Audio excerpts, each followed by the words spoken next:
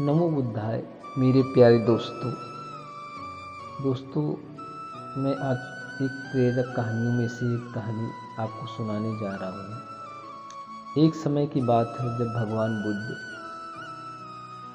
चेतवन विहार में रह रहे थे। भिक्षु चक्षुपाल भगवान से मिलने के लिए आए थे। उनके आगमन के साथ उनकी दिनचर्या, व्यवहार और गुणों की चर्चा भी हुई। भिक्षु चक्षुपाल अंधे थे। एक दिन बिहार के कुछ भिक्षुओं ने कुछ मरे हुए कीड़ों को चक्षुपाल की कुटी के बाहर पाया और उन्होंने चक्षुपाल की निंदा करनी शुरू कर दी कि उन्होंने इस जीवित प्राणियों की हत्या की है। भगवान बुद्ध ने निंदा कर रहे उन भिक्षुओं को बुलाया और पूछा कि क्या तुमने भिक्षु को कीड़े मारते हुए देखा है? उन्होंने उत्तर दिया, नहीं।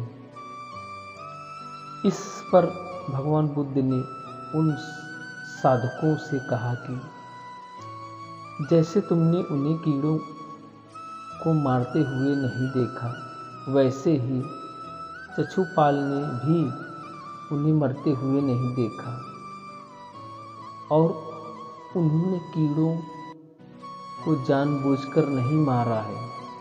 इसलिए उनकी भर्त्सना करना उचित नहीं है। भिक्षुओं ने इसके बाद पूछा कि चक्षुपाल अंधे क्यों हैं? उन्होंने इस जन्म में अथवा पिछले जन्म में क्या पाप किए? भगवान बुद्ध ने चक्षुपाल के बारे में कहा कि वे पूर्व जन्म में एक चिकित्सक थे। एक अंधी स्त्री ने उनसे वादा किया था कि यदि वे उसकी आंखें ठीक कर देंगे तो वह और उसका परिवार उनके दास बन जाएंगे। स्त्री की आंखें ठीक हो गईं, पर उसने दासी बनने के भय से या मानने से इनकार कर दिया। चिकित्सक को तो पता था कि उस स्त्री की आंखें ठीक हो गई हैं, तब वह झूठ बोल रही है।